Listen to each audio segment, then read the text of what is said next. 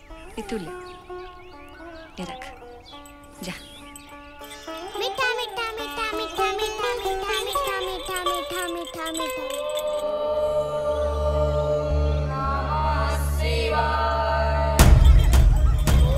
चन्ना, ए चन्ना, आजा।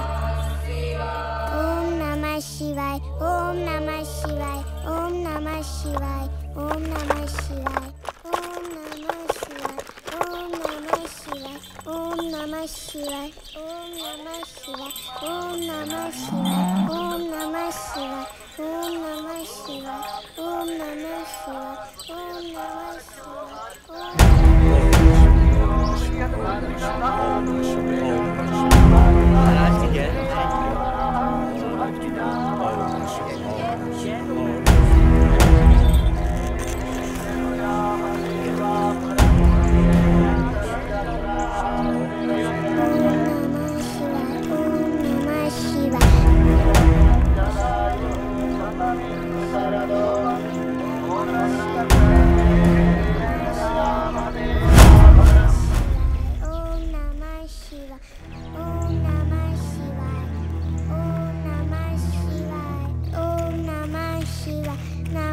अछूत बालक,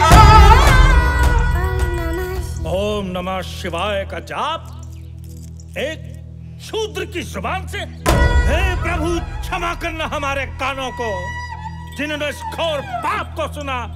घोर पाप। अरे दुष्ट प्राणी, तूने अपने बालक को इतना भी नहीं समझाया कि महामंत्रों का जाप शूद्रों के लिए महापाप है। दया करो मालिक, मालिक दया करो, भूल होगा, दया करो मालिक।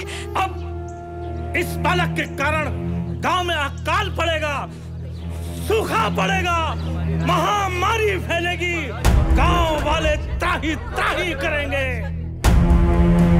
इस शूद्र बालक ने शिव जी के महामंत्र को दूषित कर दिया, घनघोर पाप किया। अब इस गांव को कोई नहीं बचा सकता। क्षमा करो प्रभु, क्षमा करो इस गांव को, रक्षा करो प्रभु, रक्षा करो प्रभु। त्राही मां, त्राही मां, त्राही मां, दूर करो दुष्ट पापी बालक को, दूर करो। भाइयों, इस पापी के पापों की सजा पूरे गांव को भुगतने नहीं देंगे हम। पंचायत बुलाई जाए। हाँ, पंचायत बुलाई जाए, पंचायत बुलाई जाए, पंचायत बुलाई जाए, पंचायत बुलाई जाए।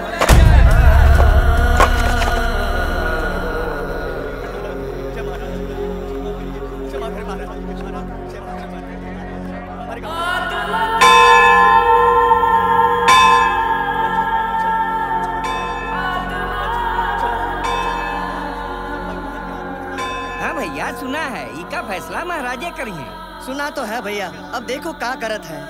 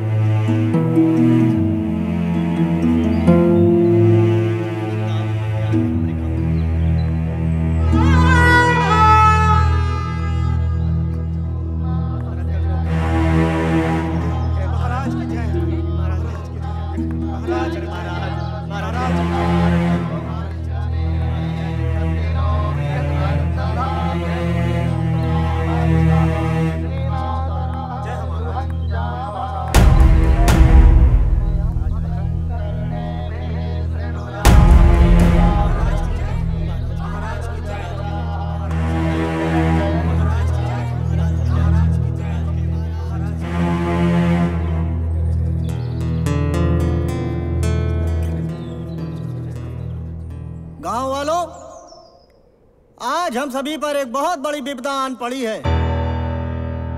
एक शूद्र बालक ने भगवान भोलेनाथ के मंत्रों का उच्चारण अपनी तुच्छ जिह्वा से कर दिया है, जो कि महाराज के अनुसार शास्त्रों में वर्जित ही नहीं बल्कि घोर पाप की संज्ञा में आता है। घोर पाप की संज्ञा में, क्योंकि किसी भी शूद्र को मंदिर में प्रवेश करने, उनके जाप को सुनने तक का अधिकार नहीं है। और इस नीच बालक ने तो अपनी जिह्वा से मंत्रों का उच्चारण ही कर डाला। इसलिए अब इस गांव को किसी भी दैवीय आपदा से सिर्फ महाराज ही बचा सकते हैं। इसलिए हम सभी गांव वाले महाराज से विनती करेंगे कि वे अपने पुण्य प्रताप से हम सभी गांव वालों की रक्षा करें। महाराज का अंतिम निर्णय ही हम सभी पंचों का निर्णय होगा।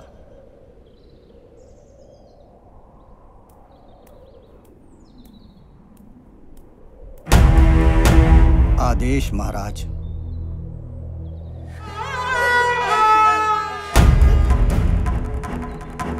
कोई विकल्प नहीं। जो आज्ञा। क्या है उसका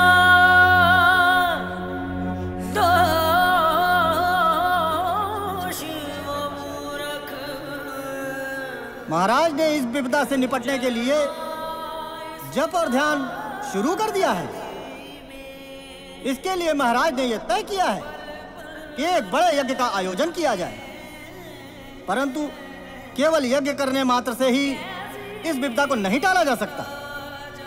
इसलिए इस पापी की पाप की सजा से इस पूरे गांव को मुक्त कराने के लिए बालक की उस जिह्वा को, जिस जिह्वा से उसने मंत्रों को दूषित किया, खंडित कर दिया जाए, अर्थात बालक की उस जिह्वा को काट दिया जाए।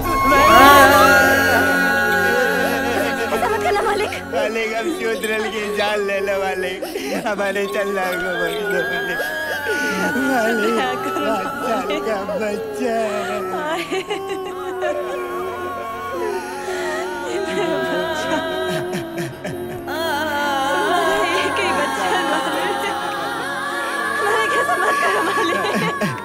हमारा गला काट दो वाले, हमारे बच्चे अभी गांव छोड़ के चले जाएंगे वाले, कभी न लौट के आए।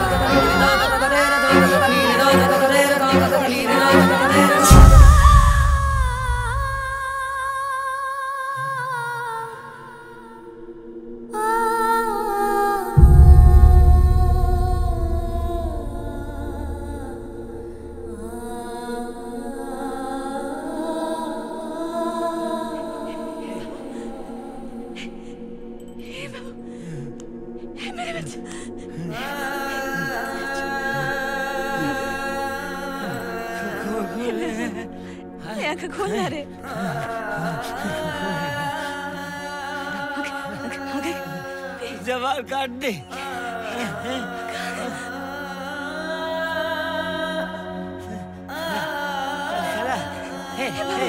खोलना बाबा, बाबा आगे देख चला, चला आगे चला, बाबा आगे चला, चला कहीं नहीं खोलता आगे, चला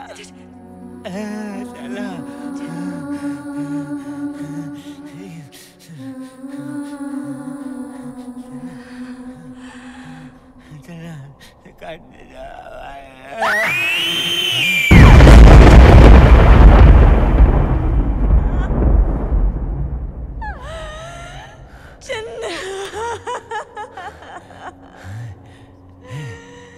एक बालक के रक्त से लिख दो वेदों और पुराणों में, किसका किसका नाम लिखा है धर्म धनुष के बाणों में। पूछो ये पापों की, पूछो ये पापों की रीत क्यों चले आत्मा जले आत्मा जले आत्मा जले आत्मा जले आत्मा जले आत्मा जले आत्मा जले आत्मा जले आत्मा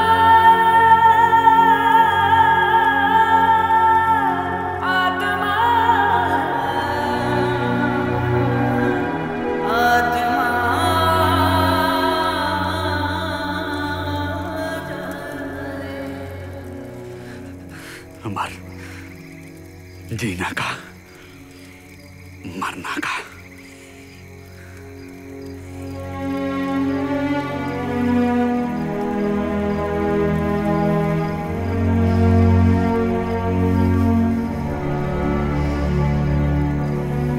पता नहीं कल रहे हैं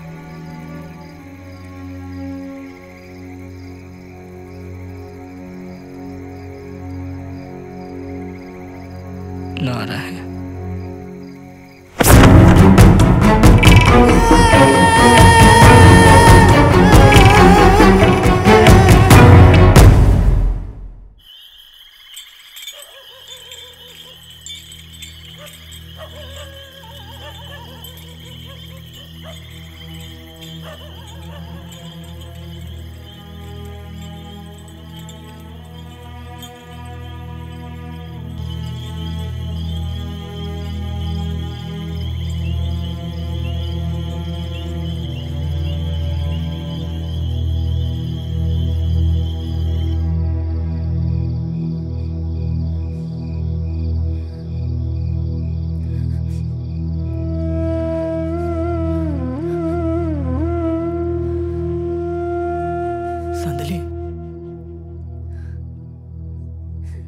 सांदली,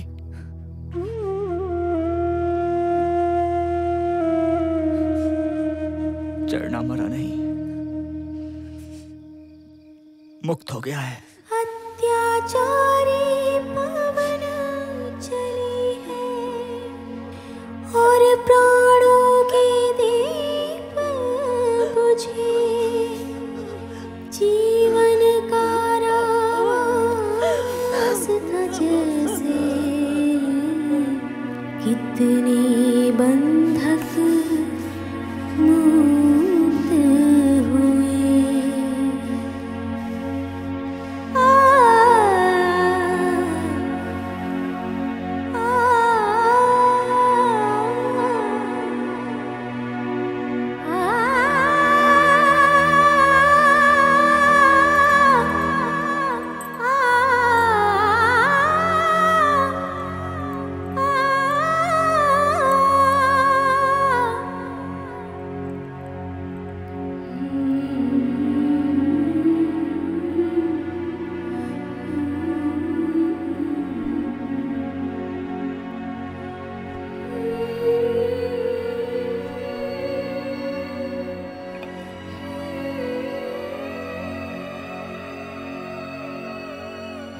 अपना ध्यान रखना रवि,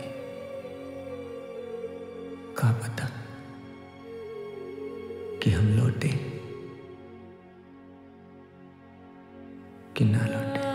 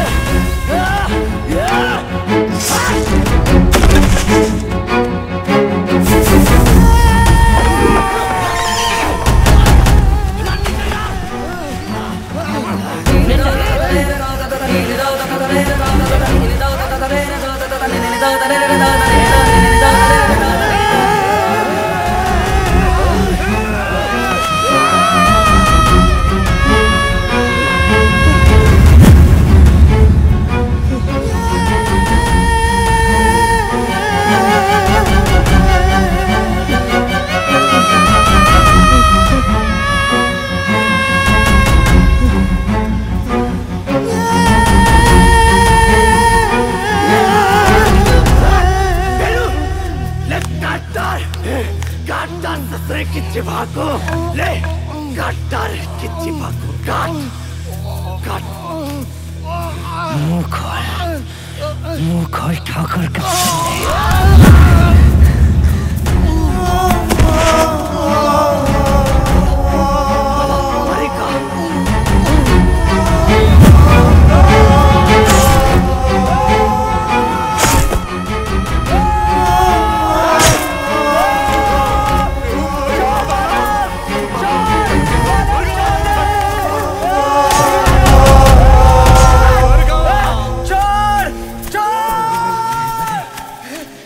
हमका पानी नहीं दिया।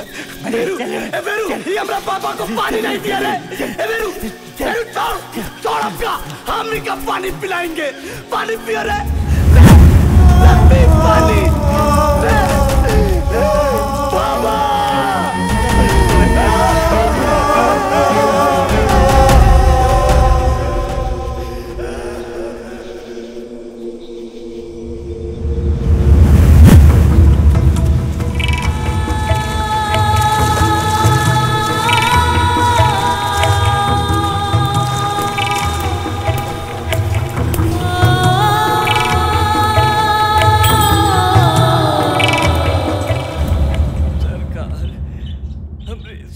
फसल जल गई है सरकार। हमरे पे दया करो, हमरे पे दया करो सरकार। हमरी बिटिया के शादी है, हमरे माई बाप तो आप ही हो सरकार। दया करो सरकार, दया करो। आप तो महान हो सरकार।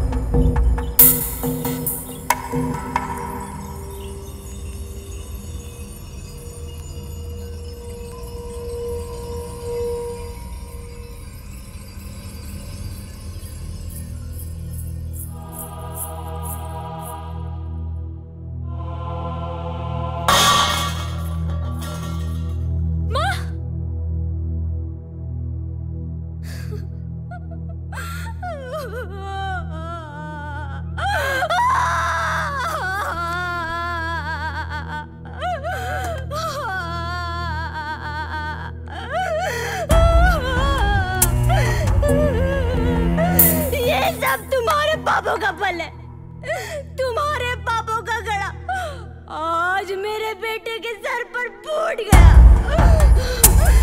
मुझे मेरा बेटा चाहिए, मुझे मेरा बेटा चाहिए। इस हवेली को बहुओं की ऊंची आवाज सुनने की आदत नहीं।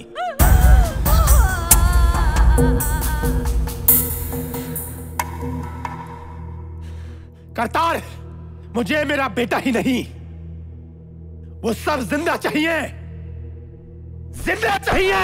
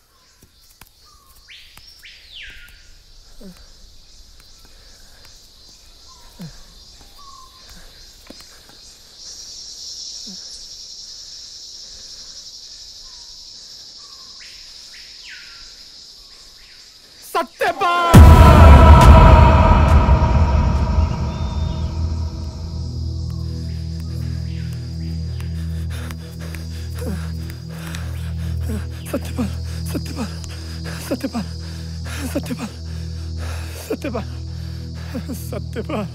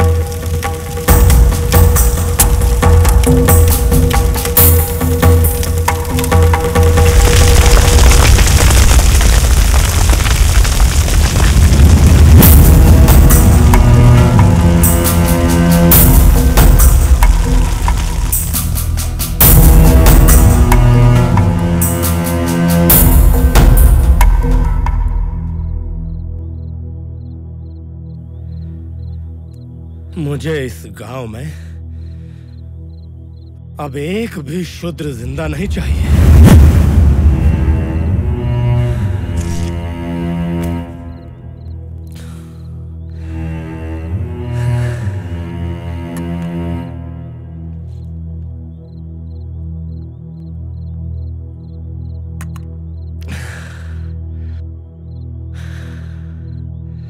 जाओ, सबको जिंदा जला दो।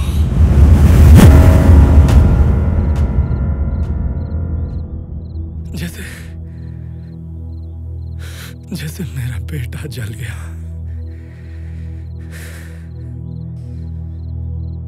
धीरज रखें सरकार, आज की रात उन्नीसों के लिए कयामत की रात होगी।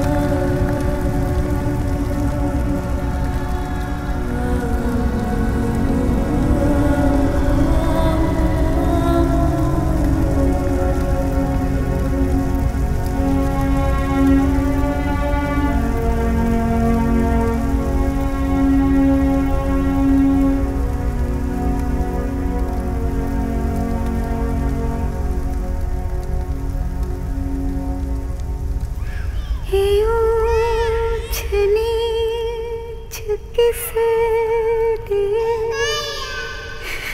ये भेद भाव किस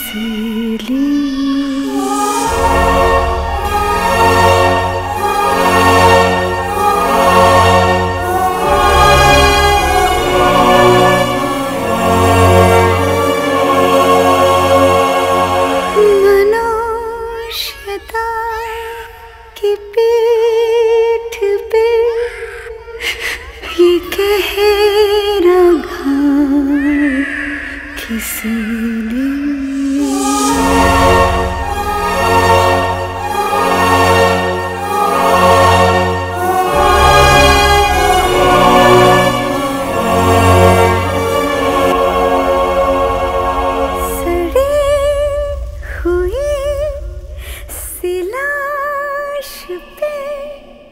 ये प्रश्न है लिखा हुआ, मिलेगा न्याय कब हमें, थमेगा कब ये सिलसिला।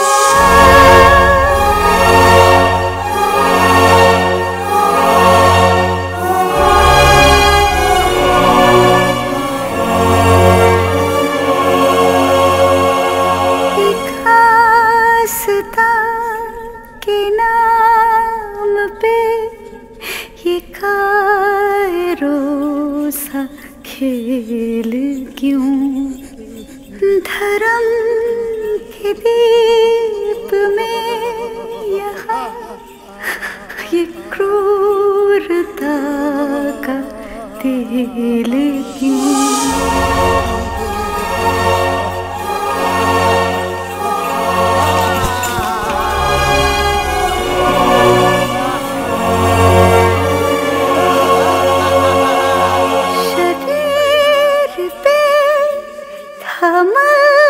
मगर भीतर से वो पवित्र था, तुझे इसको तुच्छ कहता था, वो ईश्वर का मित्र था।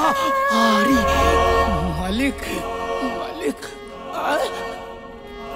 हमारे औरत को ले आए हो मालिक, हमें लाई थे मालिक, हमें लाई थे, हमें लाई थे मालिक, हमें लाई थे।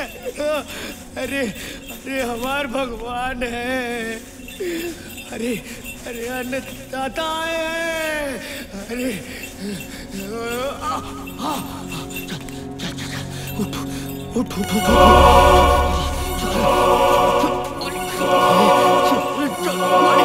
मालिक लोग के छुअन से भाग जागत है। चल उठ, अरे उठत का है नहीं, चल चल चल, अबे जाई मालिक, अबे जाई मालिक, चल चल मालिक बुलावत है, अरे मालिक अबे जाई मालिक, अबे जाई, अरे ले मालिक, ले जाओ मालिक, ले जाओ, ले जाओ। अरे मालिक, मालिक से जो बगावत करे वो हमार बिरादर नहीं, हमार बिरादर नहीं मालिक।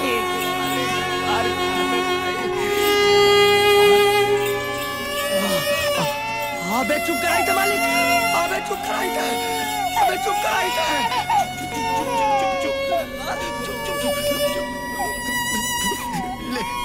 ले बाबू जल्दी घंटी पहन ले, ले झाड़ लगाए ले, झाड़ लगाए ले।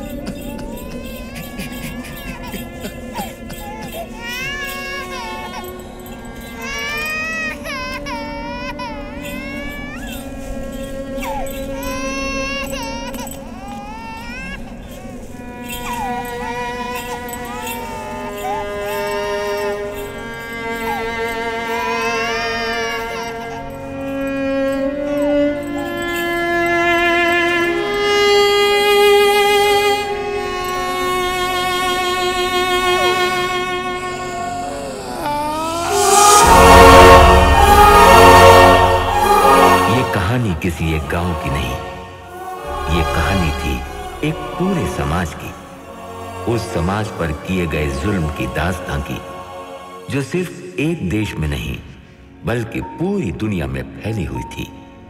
इस अत्याचार के खिलाफ कई महापुरुषों का जन्म हुआ, जिनमें महान T Booker Washington, Abraham Lincoln, Martin Luther King, Nelson Mandela और हिंदुस्तान में एक युग पुरुष बाबा भीमराव अंबेडकर ने जन्म लिया, जिन्होंने आजादी की लड़ाई में क्रांतिकारियों के साथ कंधे से कंधा मिलाकर वीरों का साथ दिया।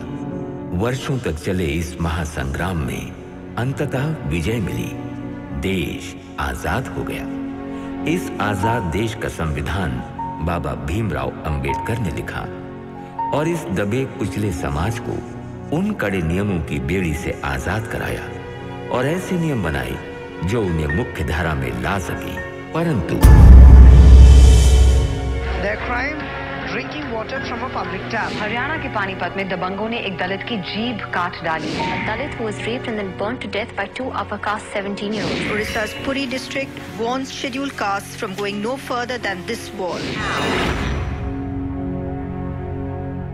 वर्षों से पूरी दुनिया में फैली हिंसा की मूल जड़ जाति व्यवस्था ही है। अपनी जाति सभ्यता को श्रेष्ठ साबित करने के लिए हिंसा और आतंकवाद का सहारा लेकर दूसरी जाति को नीचा दिखाने का षड्यंत्र मात्र है। यदि हम अब भी नहीं जागे तो न मानव बचेगा न धर्म। हम सब एक ही ईश्वर की संतान हैं। हम सब समान हैं। समानता की भावना ही शांति का मूल मंत्र है। कुछ भी बदलना है तो स्वयं को बदलो। हृदय परिवर्तन ही सामाजिक परिवर्तन ला सकता है।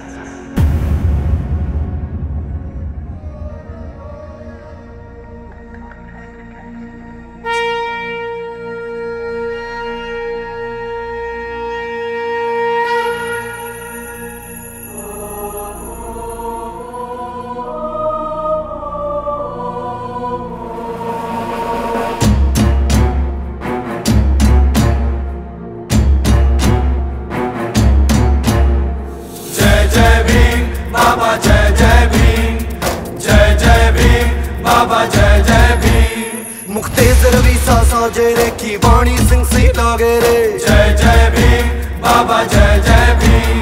मुख्तेजर भी सासा जेरे की वाणी सिंह सी लागे रे। गाँव गाँव और गली गली में जिसका डंका बाजे रे। जय जय भीम बाबा जय जय भीम। जय जय भीम बाबा जय जय भीम। दलितों के उत्थान को लेकर रहा जो सबसे आगे, लड़ा अकेले दुनिया से वो सुख दुख अपना त्यागे। आंखों में समता की ज्वाला, आंखों में समता की ज्वाला, होठों पे ताली। जय जय भीम बाबा जय जय भीम। जय जय भीम बाबा जय जय भीम।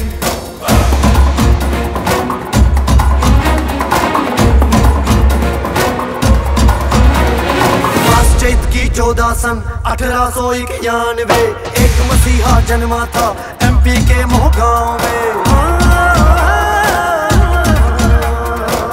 चैत की 14 सन 1891 एक मसीहा जन्मा था एमपी के मोहगांव में। धन्यवाद की कोख की जिससे ऐसा लाल भी जागे, जाति पात की जड़ को जिसने रखड़ा ला हिला के।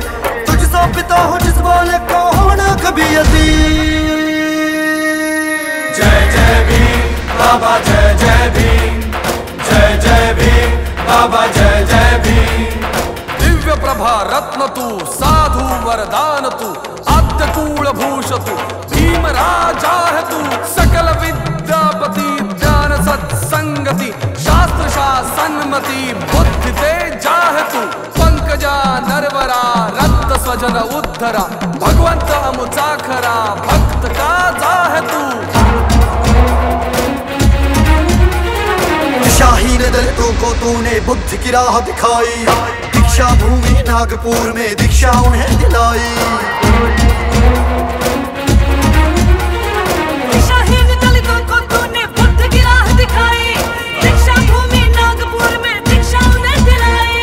इतने हैं उपकार तुम्हारे कोई कैसे बाचे, के